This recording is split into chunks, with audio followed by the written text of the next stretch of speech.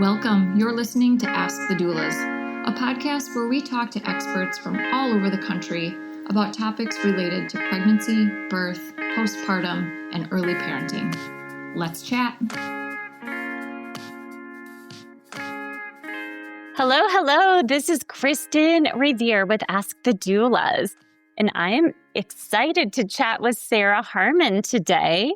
Sarah is the founder of the School of Mom, and our conversation is going to dive into mindfulness for new moms. Welcome, Sarah. Hi, thanks for having me. So I am so impressed by your background. You're a licensed mental health therapist, a mindfulness and yoga teacher, a wellness expert, and as I mentioned earlier, founder of the School of Mom and the Parent Wellness Group. So I think our conversation is going to have so many layers with your background. And obviously, you are working with women in the childbearing years. I'd love to hear your thoughts on how to bring mindfulness into their pregnancy practice. And in my opinion, most importantly, the postnatal recovery phase. Yeah. I mean, it's such an important topic. And I have a free offering. It's been a while since I've really talked about it, but it was called What to Pack in Your Invisible Birth Bag. Ooh, I love it.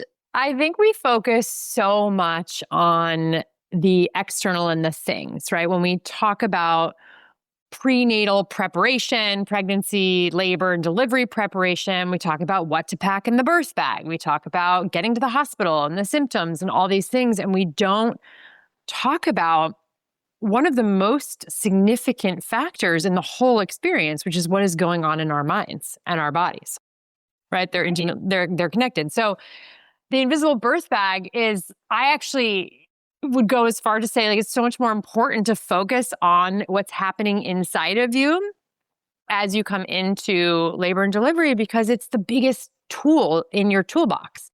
So what I mean by that is, if I can teach women coming into, and partners too, coming into the birth experience, some really foundational tools. Some of this might not be new for people, but it's always good to hear it again.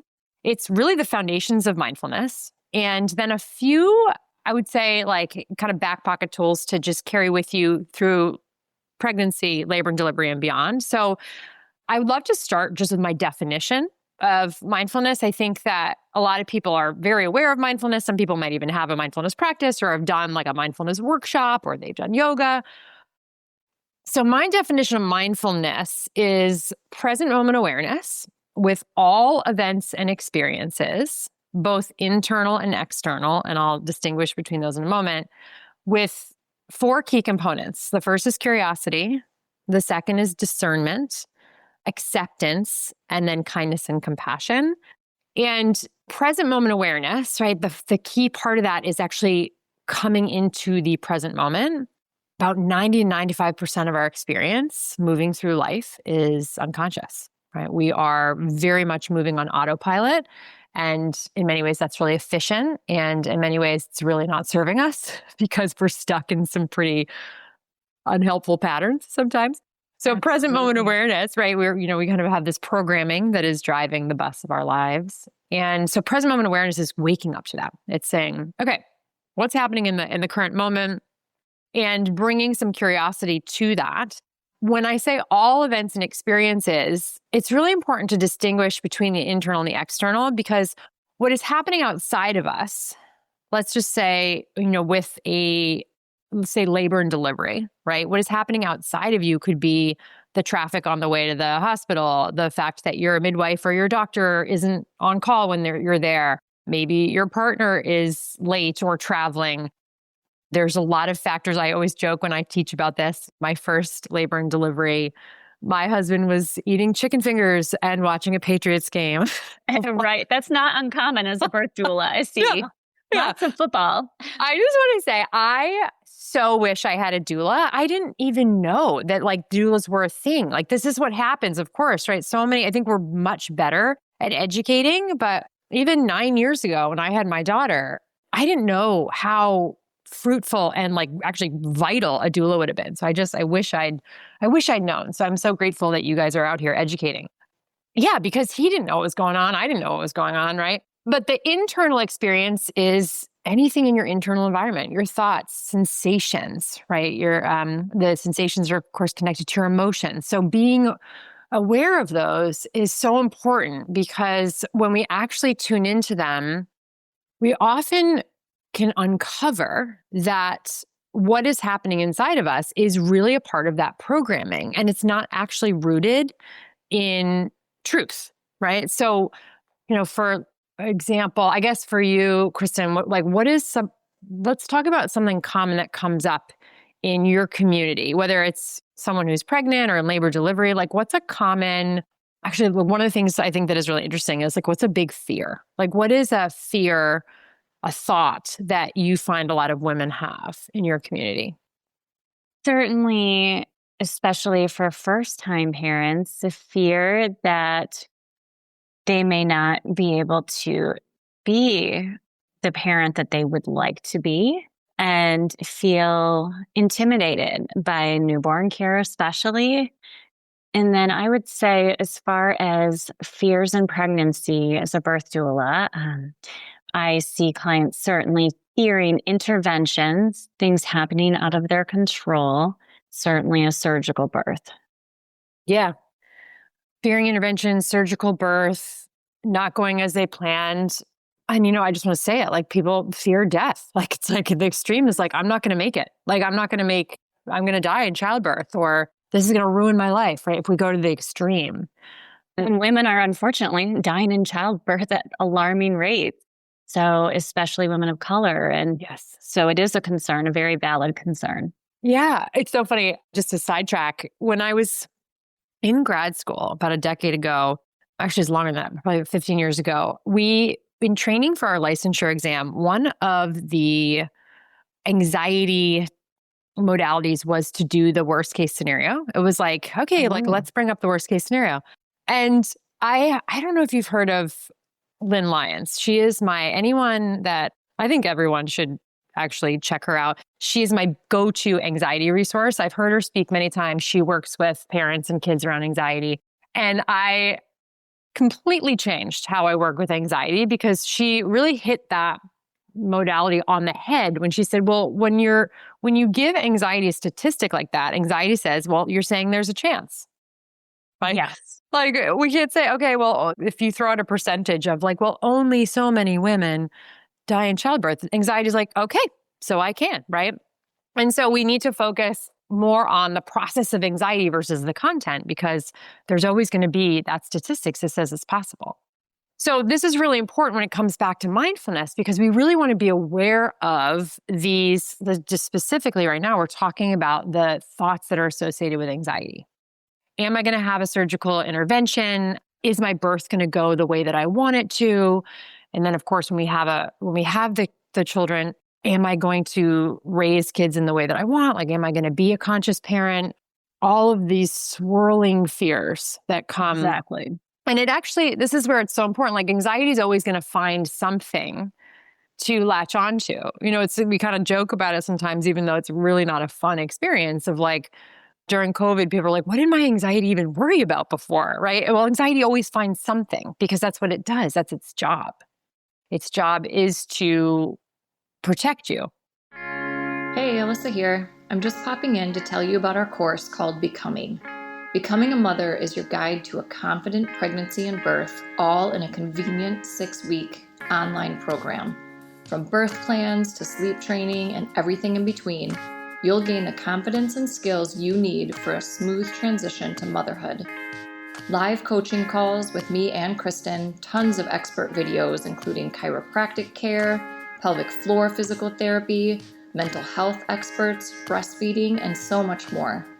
You'll also get a private Facebook community with other mothers going through this at the same time as you to offer support and encouragement when you need it most. If you'd like to learn more about the course, you can email us at info@goldcoastdoulas.com or check it out at thebecomingcourse.com. We would love to see you there. We also have a book called Supported, Your Guide to Birth and Baby, which makes a beautiful companion to this course. It's a great book for any expecting mother and is the perfect baby shower gift. You can find information on that book at supportedbook.com. So being aware of it, when we bring awareness to it, my company is called the School of Mom. Mothering ourselves mindfully is what the M stands for in mom. And the ourselves is really an intentional word because this really speaks to this, the parts and the selves that we all are made up of. We're not just one self. And so your anxiety is there on purpose. We need that survival mechanism. We've needed it, right? You and I wouldn't be having this conversation today if our ancestors didn't have some level of that survival mechanism. And right. Of course, it's not always serving us. So bringing awareness to these internal experiences, the experience right now of anxiety and then really exploring what does anxiety, what's my experience of anxiety? Because when I ask someone, okay, we share the same thoughts, like the extreme one being, am I going to die, right? Am I going to have a surgical intervention? When we ask moms, okay, well, how do you feel anxiety? Your experience might be different than the next person, right? Someone might have a really upset stomach. That's what I have. I'm like running to the bathroom when I have anxiety. When some people have anxiety, it's like a flushed face, or we all experience it differently. So getting to know your unique experience, what's happening in your body, in your mind, in the selves exist in you is so important, because then we actually can see them in a new light, right? We can actually say, okay, this anxiety has a narrative, it has a job. And when in the School of Mom, we work with bringing on new, more helpful selves. And I say bringing online, I really want women to hear that it's not something, we don't need to bring on someone new. It's actually more about awakening what's already here. We want to tap into, just like we have built-in survival mechanisms like anxiety, we also have built-in mechanisms for your thriving. We have ease. All of us have all the emotions. It's just a matter of how safe they are to feel. So that's really important. So when we bring awareness to these thoughts and these feelings, especially coming into labor and delivery, we actually can begin to discern. There's a great tool in the mindfulness space called the lesson of the second arrow, right? So I'm not sure if you've heard of this before, but the first arrow is the painful thing. So in terms of an internal experience, the painful thing would be the thought or the sensation, like literally a painful sensation of heartburn or back pain or sciatica, right? There's so many discomfort moments in pregnancy. And that is what it is. But what happens is the second arrow, the third arrow, the fourth arrow, this kind of what I call the zip line that follows, we kind of go down this dark rabbit hole, is the subsequent thoughts that come in relationship to this first one. So for example, am I going to have a surgical birth, right? It's a question. Okay.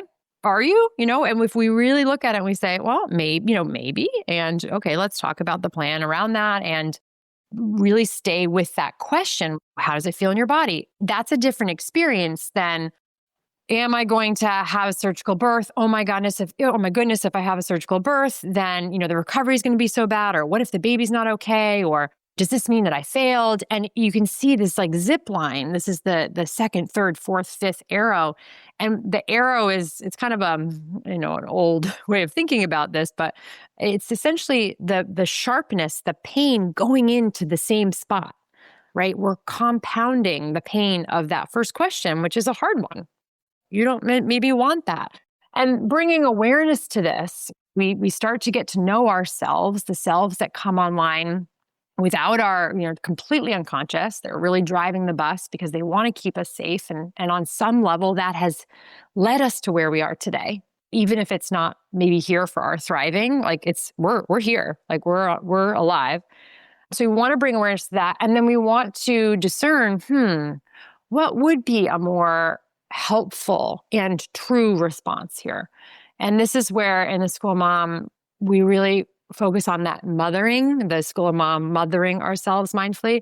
This is all about self-compassion and discerning intentional action and really awakening in us the two sides of compassion, one being the tender side, this very nurturing, motherly side, which I just want to say is not innate for so many women.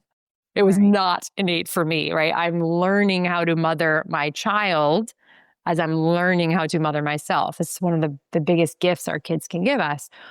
So I'm learning how to have this kind, soft nurturing with my kid and myself. And then there's fierce self-compassion, which is this more assertive mama bear-esque, bringing those parts of ourselves online kind of naturally through becoming a mother. But the invitation that I want to offer up to everyone is that you get to be the subject of this practice, of this learning evolution, just as much as your kid is. So I know I've talked a lot there, but yeah, that's a quick nugget of mothering ourselves mindfully, especially as it pertains to, pregnancy and labor and delivery. Absolutely. And I agree with you, Sarah, in that birth is as mental as it is physical. And at Gold Coast doulas, we offer hypnobirthing classes. So it does incorporate some elements of mindfulness and positive affirmations and partner involvement and fully understanding not only what the body's doing, but how the mind and body can work together. But to take it a step further and focus on parenting the way you do and reducing fear in pregnancy. And I do feel like the pandemic has instilled like so much more fear surrounding pregnancy, labor, and delivery, especially for those moms that delivered in that 2-year period and are now having more children. They still have that fear to work out. Yeah. I mean, it lives in the body, right? It lives in the body. And I think this is why having a doula is, I mean, you could talk about this all day, every day about having a doula is so important, because what we need when it comes to working with the trauma, the anxiety that lives in our body, is that we need to teach and communicate safety, right? Our body's stuck in that state. And having a regulated nervous system in the room throughout the process that you can co-regulate to is vital, right? It's that resource of safety. So for some of us, and a lot of the moms I work with in the School of Mom, so my experience, my history, my story is that I'm estranged from my mom. And it's one of the main reasons why the School of Mom exists, because I was really forced into the deep end of learning how to mother myself in the absence of a healthy mother, in the absence of a healthy mother model.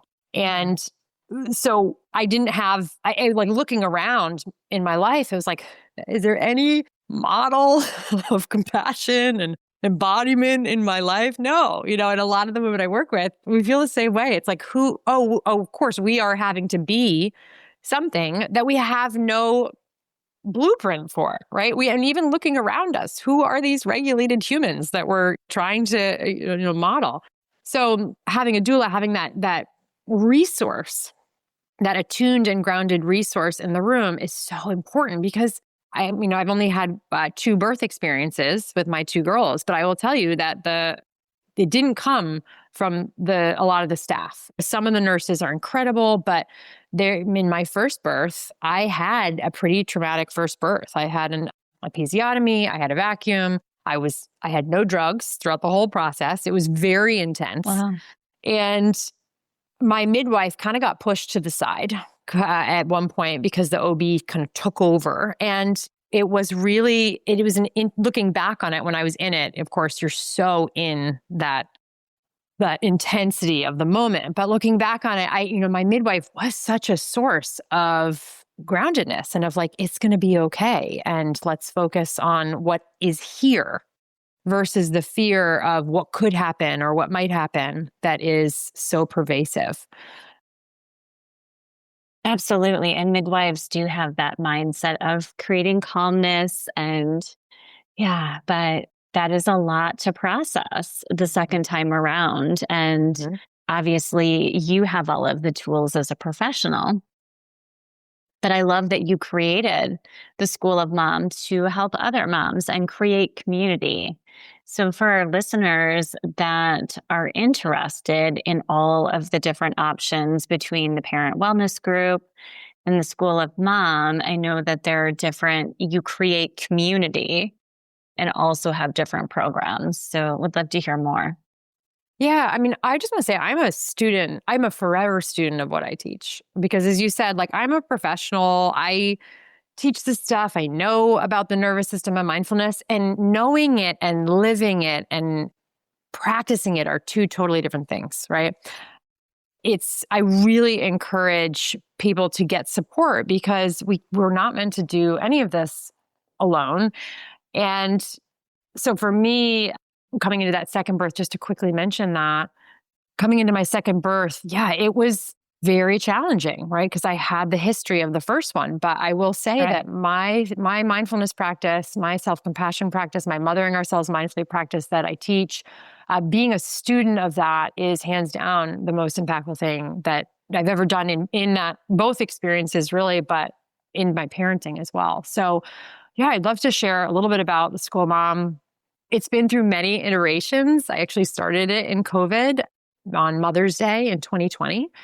And right now I'm actually writing a book that's going to come out in fall of 2026. So I'm a little bit closed for some business that I'm normally open for over the School of Mom, but we have a podcast that you're going to be on. I'm so excited. People can check out at theschoolofmom.com/podcast. And that has a lot of resources in there. And then actually we're actively enrolling for our waitlist for the School of Mom to open up. So everyone will start with our foundational program, which I started in May of 2020. It's Mothering Ourselves Mindfully. And it is really this foundational teaching. I teach the foundations of Mothering Ourselves Mindfully, but the big piece too is the community and really connecting with women who are on this shared journey of tending it and healing themselves so that they can be those models and resources for their kids, right? Yeah, you can get on the wait list now. And we also have, some programs like a little bit more of an intimate small group and one-on-one program that I'm enrolling for right now. We do some retreats here and there, and I take on a few one-on-one clients. So I always just encourage people to reach out to me, hello@theschoolofmom.com, or check out our website. We're on Instagram at the.schoolofmom because, yeah, we're kind of at this really exciting, coming up on 6-year mark, kind of similar to a kid who's really coming into their own. I feel like that transition from 5 to 6 is a big one for our kids. And I've been really feeling that in my business. It's the School of Mom really is evolving kind of in how it's meant to evolve. And I really encourage people to check us out. I love it. And I'll have to have you back on when you do your book tour.